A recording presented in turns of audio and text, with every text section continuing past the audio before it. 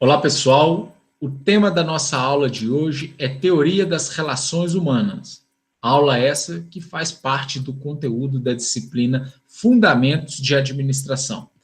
Pois bem, antes de iniciar a discussão sobre a teoria das relações humanas, vale destacar uma reflexão de Peter Drucker. Gerenciamento é substituir músculos por pensamentos, folclore e superstição por conhecimento e força por cooperação. Pois bem, pessoal, a teoria das relações humanas, ela originou-se aí em torno de 1930. Elton Mayo é um dos principais autores sobre essa teoria. Ela tem o foco nas pessoas. Então, ao contrário da administração científica, que nós vimos em aulas anteriores, que tinha como foco as tarefas, ao contrário da teoria clássica de Fayol, que tinha como foco a estrutura da organização, a teoria das relações humanas tem como foco as pessoas. Então, a partir da análise das pessoas, a proposta aí de Elton Mayo é desenvolver conhecimento de como você consegue melhorar o resultado organizacional baseado em ações, em atividades, focando aí especificamente nas pessoas da organização.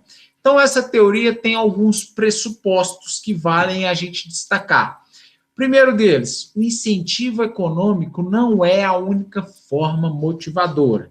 Então, o salário não é o único elemento que motiva as pessoas a desenvolver as atividades dentro de uma estrutura organizacional. Existem vários outros elementos que Elton Mayo, inclusive, aponta que pode ser elementos motivadores para que os profissionais possam desenvolver melhor suas atividades dentro da organização. Um outro pressuposto: o trabalhador não se comporta como um ser isolado. As pessoas, elas vivem num ambiente social, elas estão aí aptas a viver em sociedade. Então, dentro dessa prerrogativa, Elton Mayo destaca que o ambiente organizacional precisa proporcionar esse convívio social das pessoas. E isso faz toda a diferença, inclusive contradiz com alguns elementos das teorias vistas nas aulas passadas. Então, nas aulas passadas, nós verificamos como que cada trabalhador poderia desenvolver a sua atividade específica, às vezes mesmo sem interação com outras pessoas, outros setores ou outros grupos. E Elton Mayo destaca como que é importante ter uma boa relação, um bom ambiente de trabalho, para que não só o trabalhador consiga desenvolver bem suas atividades, como também ele consiga prosperar no aspecto pessoal. E ainda, a especialização funcional não cria necessariamente a organização mais eficiente. Então, ao contrário do que Taylor propôs lá na administração científica, Elton Mayo destaca que a especialização funcional, ela pode sim gerar algum tipo de eficiência em nível operacional. No entanto, ele não cria necessariamente a organização mais eficiente. Existe uma complexidade, uma amplitude de elementos que precisam ser analisados para chegar a um nível de eficiência organizacional.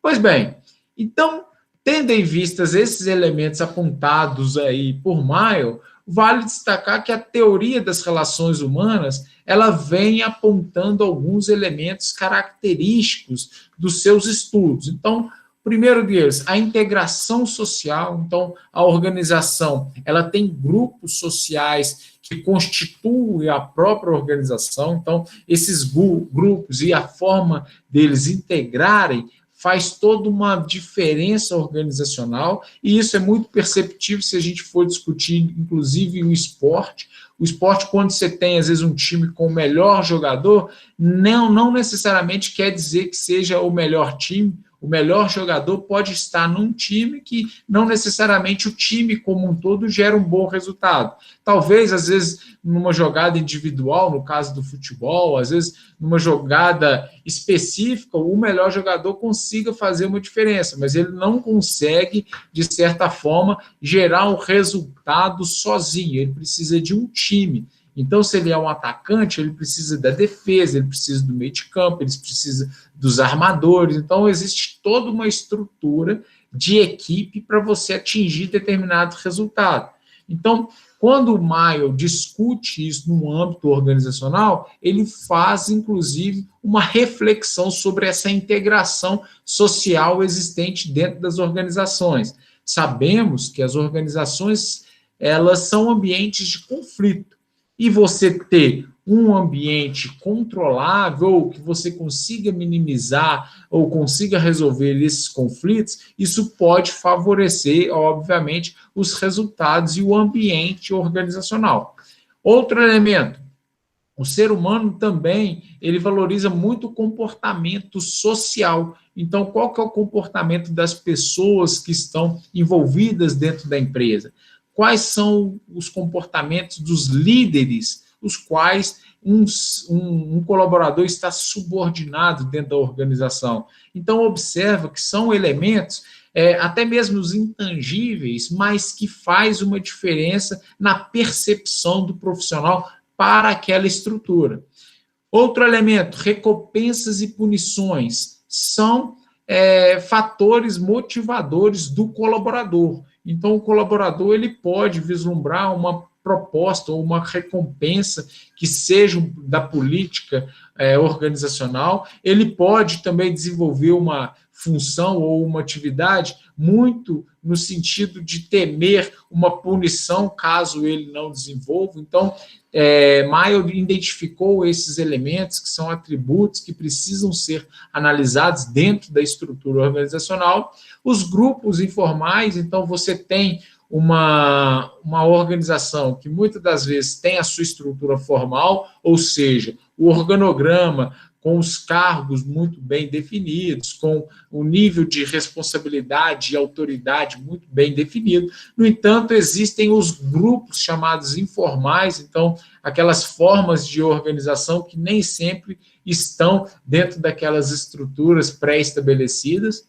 Temos ainda as relações entre os grupos, então, será se eu tenho uma organização alinhada, ou eu tenho diferenças entre os grupos, eu tenho conflito entre os grupos, então eu posso ter lá conflito entre o grupo de marketing e o grupo de vendas, eu posso ter conflito do grupo de marketing com o grupo comercial, eu posso ter conflito do setor de compras com o setor financeiro. Então, como que são gerenciadas essas relações e como que o gestor ele consegue estabelecer um equilíbrio para tentar minimizar ao máximo os conflitos que, porventura, a empresa vai precisar resolver. Quais são os níveis de motivação e o que a empresa adota para motivar as pessoas a desenvolver suas atividades? Então, a motivação, sabe-se muito bem que a organização ela pode, sim, desenvolver elementos que favoreçam a motivação profissional. Sabemos ainda que o profissional ele pode se automotivar, mas a organização ela pode contribuir para essa motivação de maneira satisfatória, implementando políticas, incentivos e outros elementos. Nós temos ainda a liderança. Você tem uma liderança coercitiva, você tem uma liderança democrática. Como que é o estilo de liderança dentro da organização? O líder, ele compartilha informação, ou ele toma decisão muito centralizada, ou ele interage com a equipe e, de certa forma, distribui responsabilidade para todos, para que essas pessoas sintam pertencentes à organização, inclusive na tomada de decisão. Como que isso é trabalhado dentro da empresa? Comunicação, a empresa ela tem uma boa comunicação ou não? A empresa ela simples e puramente emite um comunicado para o profissional executar tal atividade, mas não existe uma comunicação explicando ou informando quais as razões para esse profissional desenvolver tal atividade. Dinâmica de grupo, como que os grupos trabalham dentro da organização, eles estão pró-resultado ou são grupos que geram mais conflito do que, de fato, apresentam resultados organizacionais. Processo decisório, como que é feita a tomada de decisão dentro da organização, ela é de forma unilateral ou não, você tem aí processos decisórios democráticos que podem também favorecer o pertencimento organizacional. E também como que é a cultura da organização e se existe possibilidade de mudança organizacional, como que a empresa ela se posiciona perante todas as transformações do meio social, implementação de novas tecnologias, utilização de novos insumos, comportamentos perante a sociedade, como que a empresa ela se posiciona perante suas estratégias, sobretudo no que diz respeito ao aspecto social e ambiental. Então, tudo isso pode fazer muito sentido para o profissional estar buscando ocupar um cargo em determinada empresa. Então, dentro desses elementos que foram levantados, é que posiciona-se os teóricos das relações humanas no sentido de desenvolver aí pesquisas e também buscar aí apresentar resultados sobre todos esses elementos que foram abordados dentro da escola das relações humanas, né, dentro da teoria das relações humanas, com foco, obviamente, nas pessoas. Então, Elton Mayo, ele se destacou muito em virtude de uma experiência que foi desenvolvida lá na cidade de Chicago, nos Estados Unidos, no bairro chamado Hawthorne.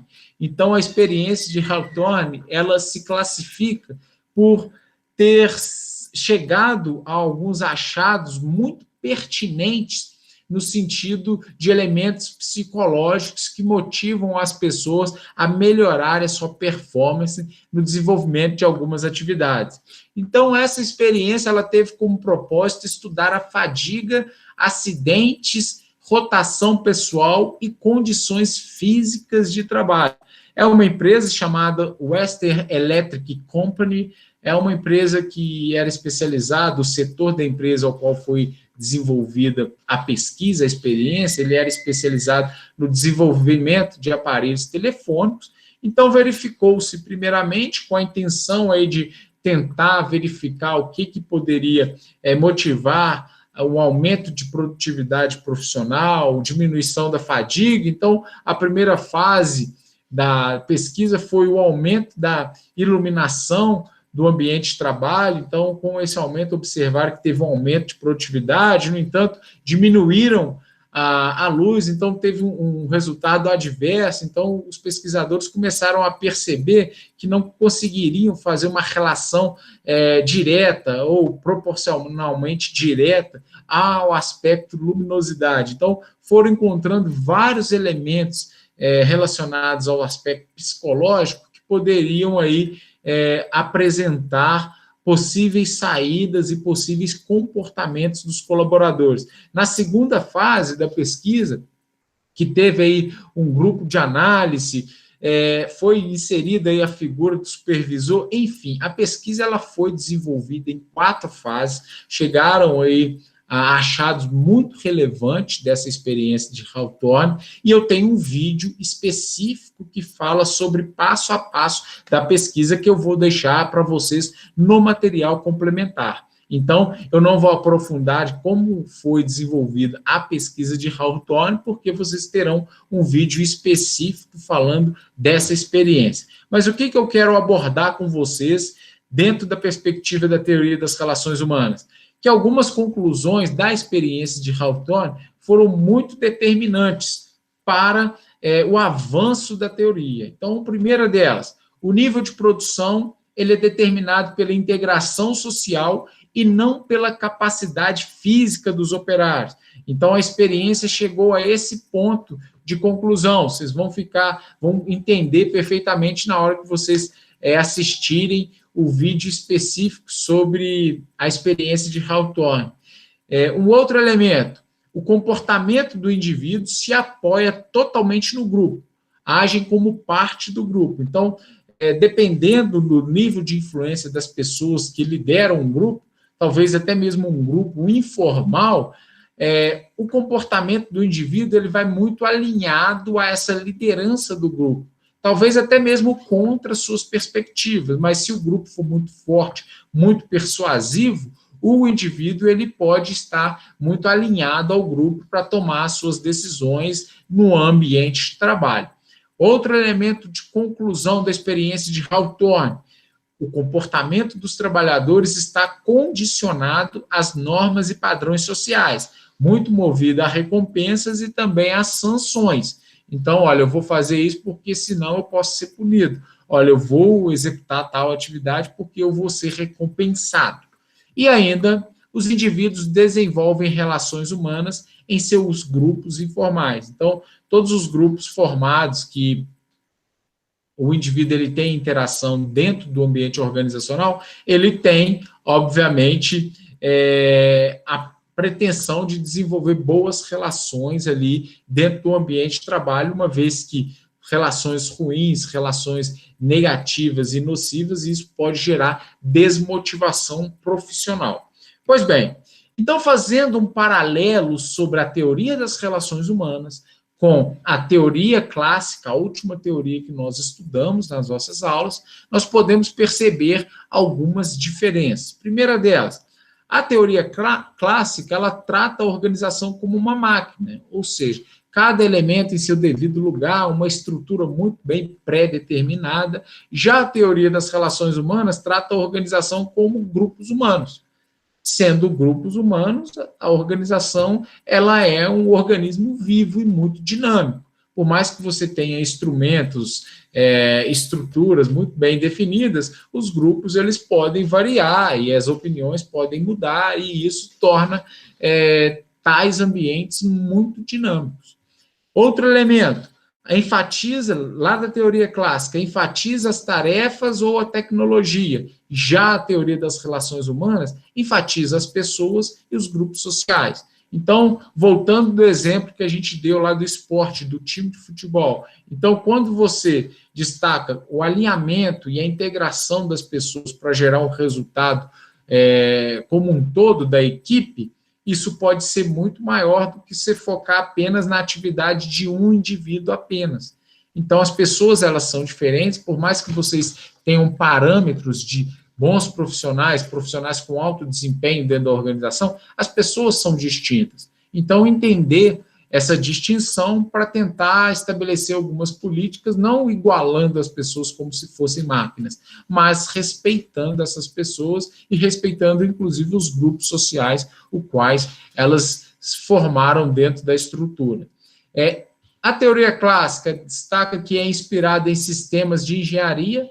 Já a teoria das relações humanas é inspirada em sistemas de psicologia, entender quais os elementos, qual são os critérios que o ser humano ele avalia ou analisa uma determinada situação, até mesmo a situação ao qual ele está submetido dentro de determinado emprego. O que isso quer dizer? Quer dizer que o profissional talvez ele não está rendendo tanto o que ele pode dentro de determinada atividade, não em virtude da estrutura que está sendo ofertada, do salário que está sendo oferecido, dos benefícios que estão sendo concedidos, mas sim em virtude de um problema de âmbito pessoal que está atrapalhando esse profissional a desenvolver uma atividade com maior performance, com um desempenho maior. Então, são elementos que precisam ser refletidos dentro do âmbito da psicologia. Já a teoria clássica tem como característica a autoridade centralizada, e já a teoria das relações humanas preocupa-se com a delegação de autoridade, ou seja, as pessoas serem empoderadas dentro da organização. Teoria clássica destaca as linhas claras de autoridade, quem vai ser autoridade de quem é a chefia imediata de quem, e já na teoria das relações humanas, eles pautam sobre a autonomia dos empregados, a autonomia dos colaboradores. Teoria clássica destaca a especialização e competência técnica, e a teoria das relações humanas, confiança e abertura. Então, é estabelecido muito essa relação de confiança junto aos colaboradores. A teoria clássica acentua a divisão de trabalho, Já a teoria das relações humanas, a ênfase é nas relações entre pessoas. Então, avalia o resultado como um todo, do time como um todo, e não na atividade individual. Já a teoria clássica tem como característica a confiança nas regras e regulamentos, e as relações humanas, confiança nas pessoas. E, por último, a teoria clássica, clara separação entre linha e staff, ou seja, quem executa e quem decide, e na teoria das relações humanas, dinâmica grupal e interpessoal, todo mundo participando, às vezes, dentro do processo de execução e também o pessoal dentro da linha de produção, dentro do processo de execução, também participa das decisões organizacionais. Então, são alguns elementos clássicos aí que a gente destaca, né, de diferença entre ambas teorias. Para a gente encerrar, gostaria de deixar aí uma reflexão de Elton Maio, que a fábrica deveria ser vista como um sistema social, não apenas econômico ou industrial, para a melhor compreensão de seu funcionamento e de sua eficácia. Pessoal, agradeço a atenção de todos e até a próxima aula.